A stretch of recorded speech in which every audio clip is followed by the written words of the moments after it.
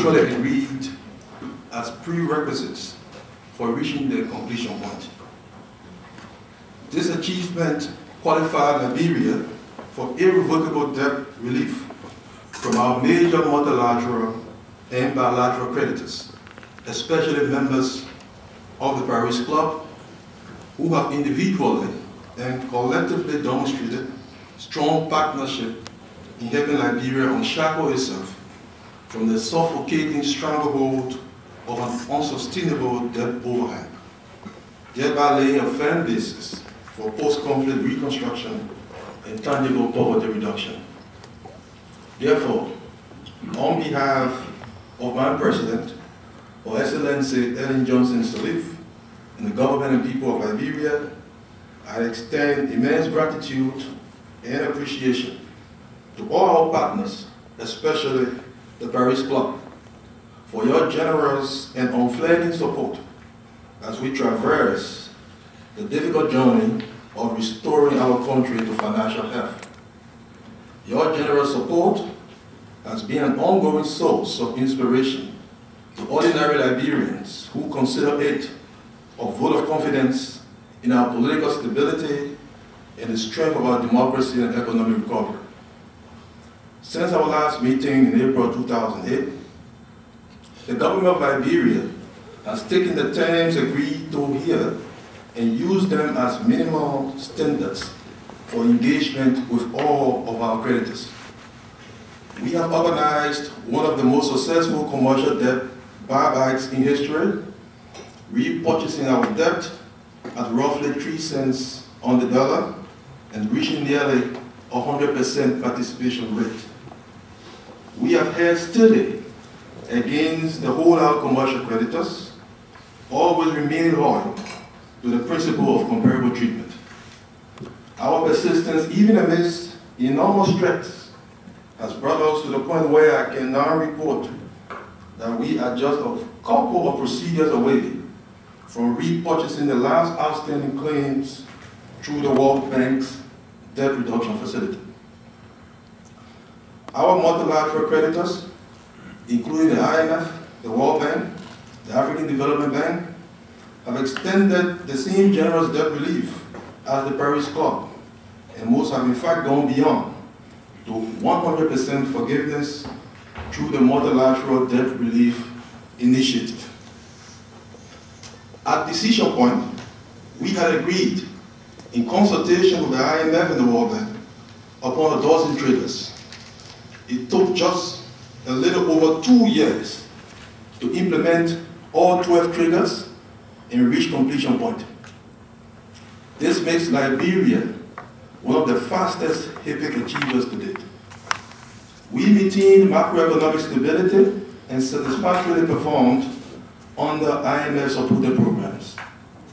Against the backdrop of enormous challenges, including from the financial and economic crisis, we crafted and are implementing our poverty reduction strategy, a set of goals under 4 main pillars: security, economic revitalization, governance and the rule of law, and basic services and infrastructure. And we have achieved substantial reforms in the area of public financial management, which have historically been weak in Liberia. We have passed a comprehensive public financial management law, the first in our nation's history.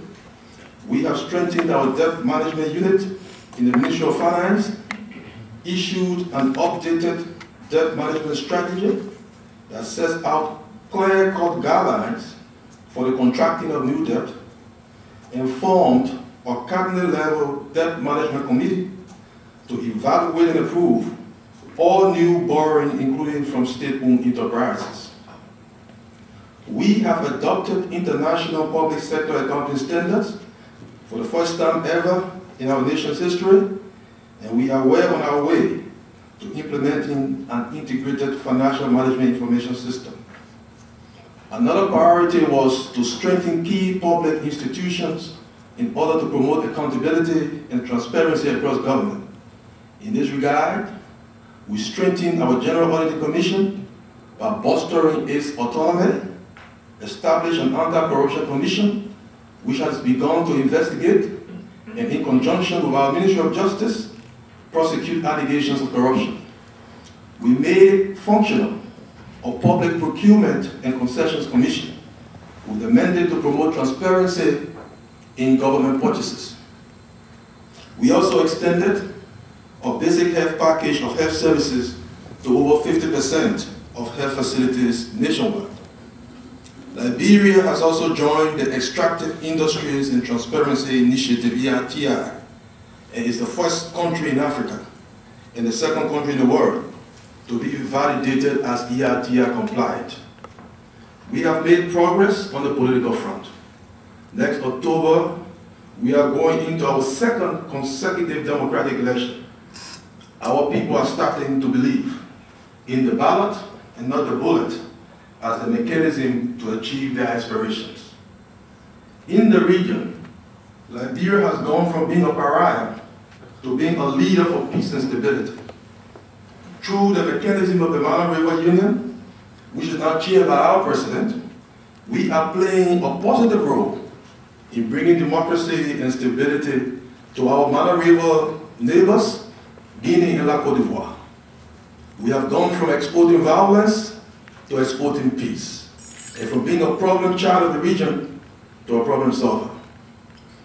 When President Ellen Johnson Sirleaf came to power in 2006, government revenues were a paltry $80 million, and Liberia had one of the lowest public spending per capita ratios in the world.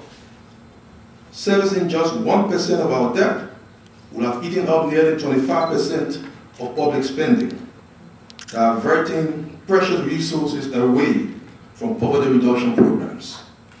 During the last fiscal year, we collected $210 million in revenue.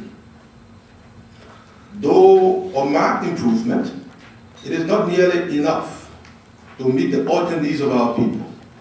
As we move into the last year of our poverty reduction strategy, the financing gap remains considerable. To add to this, since 2008, Liberia has been hit by a trinity of crises: food, fuel, and financial. Our growth projections were slashed, and we experienced considerable revenue shortfalls. In spite of this, we strictly adhered to a cash-based balanced budget. This was a daunting task,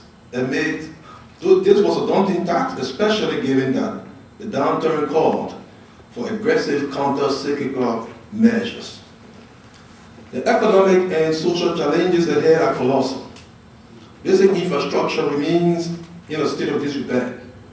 Many roads are impassable, which constrains commerce and undermines the effective delivery of basic health and social services. Schools, hospitals, and clinics are badly damaged, and a good number of our public infrastructure are in need of reconstruction. We estimate that 95% of our health facilities and 70% of school buildings were destroyed during the war. Today, half of all Liberian children and youth are estimated to be out of school.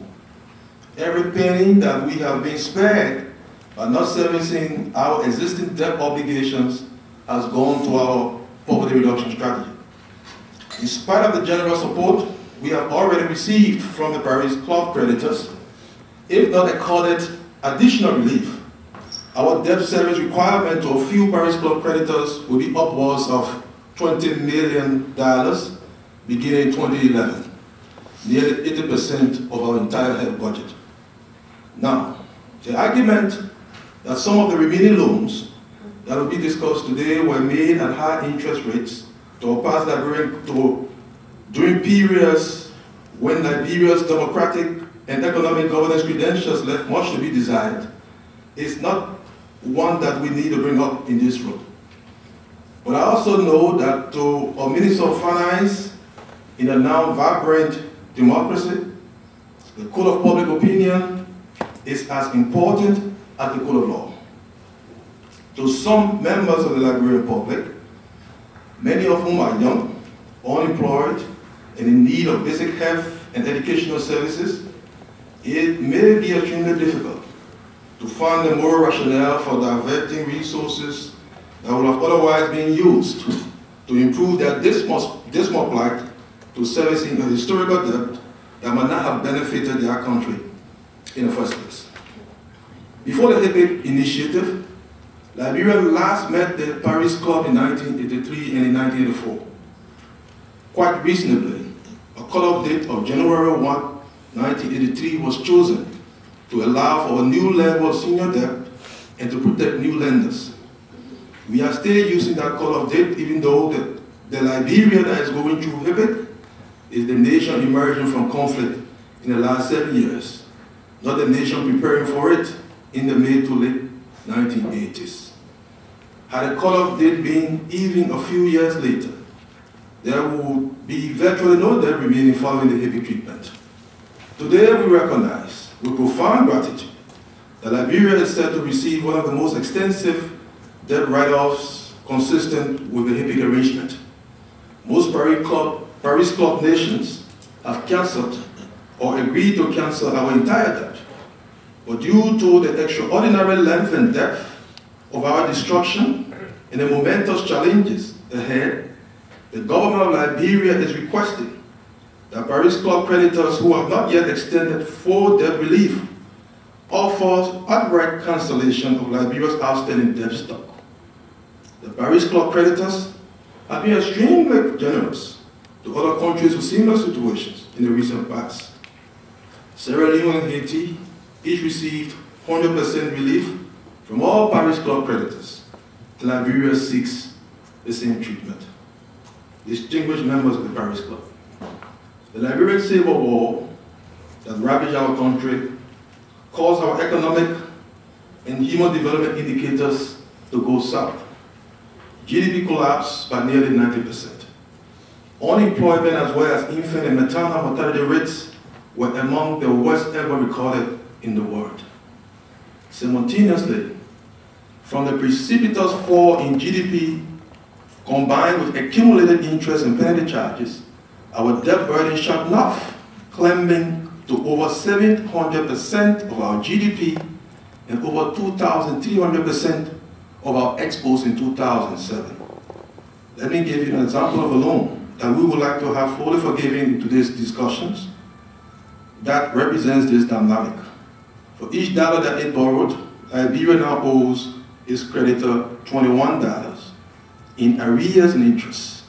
That $1 became $21 during the period that Liberia was for the most part considered a failed state. Right now, our real economy needs higher levels of savings, investment, and foreign capital if it is to grow to a level that delivers dignity to our people. We ask the Paris Club to remain a partner in bringing prosperity back to the innocent victims of our troubled history, and by extension, bringing peace to West Africa. Our excellent relations with the World Bank and the IMF will ensure that your trust in us will be rewarded with better health and education, more roads, and a safer, more stable and accountable country. Liberia has many places of worship. During the war, some of these sanctuaries were the sites of terrible atrocities in which innocent people seeking refuge were brutally murdered by those bearing guns.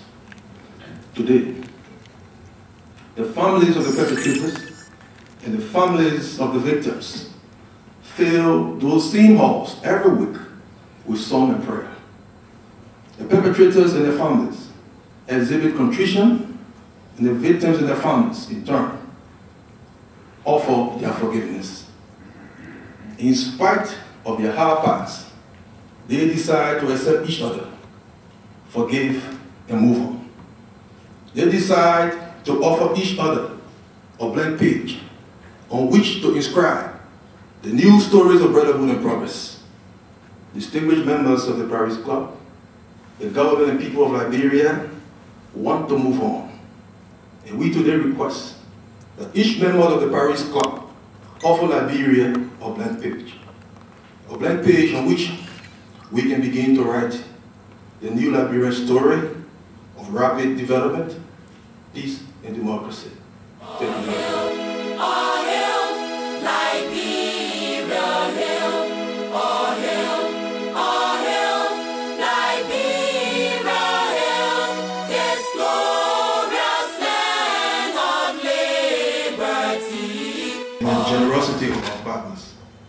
The President told Liberians that we would have to wait for this meeting to cancel our bilateral debt from the Paris Club, and the news of today's meeting will be extremely well received in Monrovia and in the far-flung counties of Liberia. Now, just because we have realized and surpassed the HIPIC completion point terms in the Paris Club debt relief does not mean that our partnership with the Paris Club has reached completion. The rebuilding of our nation has only begun, and we will not be able to achieve it on our own. We are extremely grateful for the relief you have provided, and each loan on our balance sheet that you have erased today also erases a disappointing episode from our history. The outcome of today's discussion is befitting of the world's advanced economies and has evidenced your humanitarian credentials and your spirit of cooperation. Liberia looks forward to many new partnerships with each of your governments and your constituents. Partnerships that will build up our human capital, governance institutions, and physical infrastructure. Partnerships that will allow for foreign investment and trade. Partnerships that will promote diplomatic cooperation and the continued political development of West Africa. One day, we look forward to engaging with your nations as a prosperous Liberia, when our citizens and businesses will engage with sovereign opportunity, access, and endowment. When that day arrives, we'll be able to look back on this day as a crucial milestone in that progress. Madam Chair and members of the Paris Club, again I say, thank you very much.